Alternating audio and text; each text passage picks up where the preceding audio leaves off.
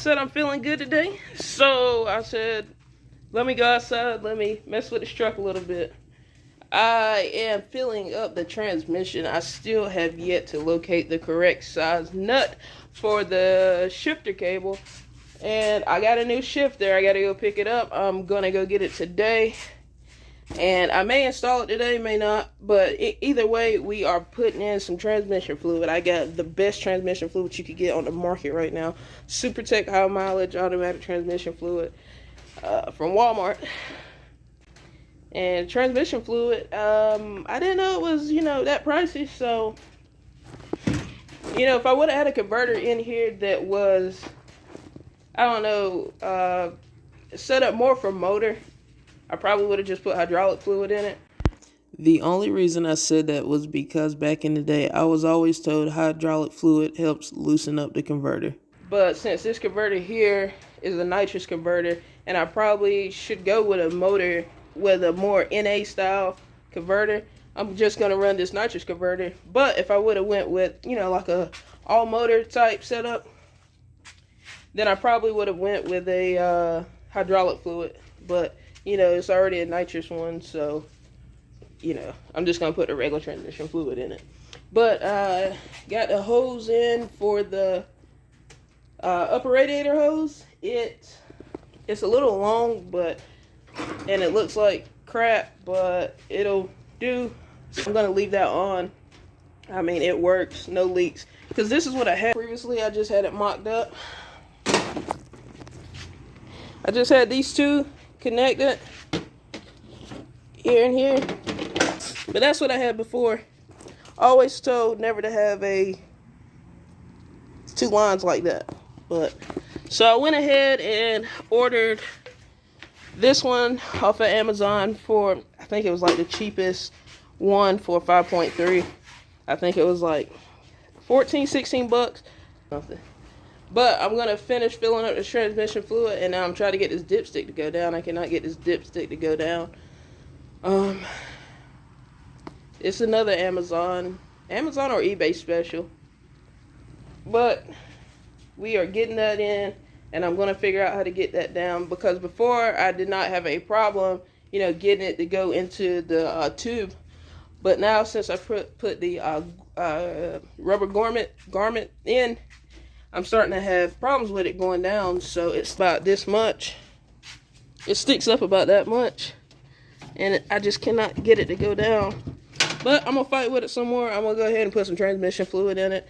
And I'm going to go ahead and wire this up. Yeah, either way, we're just going to run this thing because I'm tired of it sitting. I'm ready to run.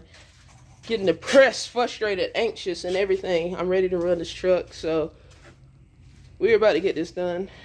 So, let me get to doing that. And I think I got two 1-gallon jugs of transmission fluid. And I think 1 gallon is equivalent to like 5 quarts. So, I think the Turbo 350, I think it takes like 7-8 quarts, and we put a little bit in the converter when we put it in, so I probably have to put in about 7 quarts, 6.5, 7 quarts. So yep. Quick note for the cheap people out there like me. This is a bottle of Lucas engine oil stop leak. The top, perfect for the eBay/Amazon transmission dipstick tube thing. This works perfect. Cut the top off like you normally would.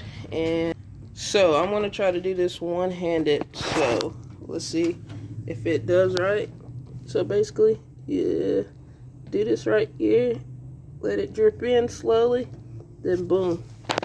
Slow process. Really, really slow process. But it works. It's working fine, as you see. Sorry for the shakiness, but it's going in there. So, yep. Just a side note for you all. This is what you got to do. The fitting is not big enough to put a funnel in it and just pour it in. So, when you're budget oriented, you have to get creative with things. So, that's what we're doing. So we got the dipstick situated. We got that all situated. So what I had to do was I had to cut just a smidget of it off. Just a smidget of the actual, here, let me show you. I had to cut just a smidget of the actual dipstick off. But it's still reading, so I'm good. It is what it is. So that's good to go. The only thing I got to do is get the shifter cable nut. I got to get the nut for the transmission for the shifter cable to bolt onto. At the rear end, I have a possible rear end. It's a 7.5. It's also a 7.5, but it's got axles, and I think it's geared like 410. So that'll be better than stock. For this season, I'm just trying to get it rolling. In September, I should have had this truck done, so I'm just trying to get it rolling. So once I get it moving and situated and having fun, hopefully, you know, we can start taking stuff a little bit more seriously. And still question if we leave the bench seat in or this jack seat, brackets. I got the brackets too, and just bolt it up. And if I do that, then you know, try to get the truck as light as possible. But I might just leave it in there for simplicity. And yeah, I'm just ready to race this thing. I am just ready to go race. Hopefully, I can run this car in like hard tire races. Just learn how to drive on hard tires. So, you know, we go out there and have fun. I'm ready to race, man. Damn, I'm ready to race. So I got all of that together. Oh, and I made this too. Found it. Found it. How do you lose an MSD box? I did it. Let me show you what I did. You know, to try to clean it up, make it look a little bit better and presentable. So I mounted the MSD box onto this ABS plastic. Plastic 12 by 12, 1/8 of an inch thickness. Got this off of Amazon for $6. I mean, you could have used anything, but I'm just gonna mount this up. And I just wanted to put it on rubber mounts and everything, secured. I know you could get away with double-sided tape, but I didn't want to mess up, take chances. First time doing this, so I said this is pretty clean little look. And I'm thinking of putting it like that and just screwing it in there with some self-tappers. And that should be a pretty clean look. So, that should be pretty clean. You know, put some self-tappers in. I mean, I know it's a race car, but I still just wanted to look, I don't know, somewhat decent. I mean, I don't care. I mean, look at it. But I wanted to look somewhat decent. Got chilly. Just some heads on the ground that need to go to the machine shop. A block right there, a 5.3 sitting on a stand, torn apart. A water pump. A water pump? I didn't even know we had a water pump. Oh my god. Well, we got a factory water pump. Some valve covers, some headers. These heads, I'm gonna take them to the machine shop, cleaned up, and put that 5.3 together.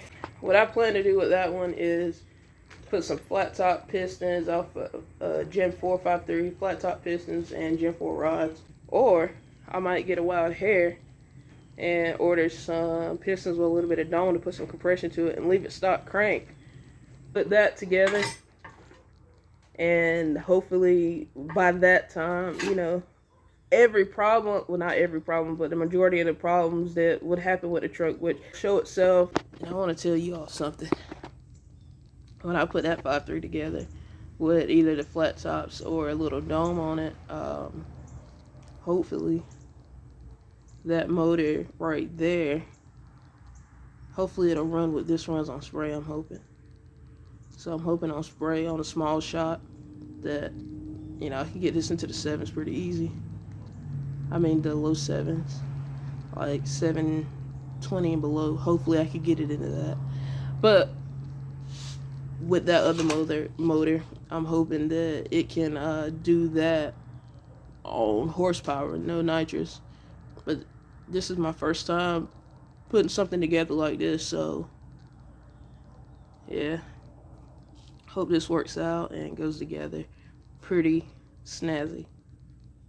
But yeah, anyways, that's everything for today that I think I'm going to talk about, that I'm going to cover. So I need to go pick up the shifter, and then once I pick that up, I'm going to throw that in. I already got transmission fluid in it, and then hopefully I can go and find the nut that fits on it. I can rob it off somebody's transmission I think I could take it off one.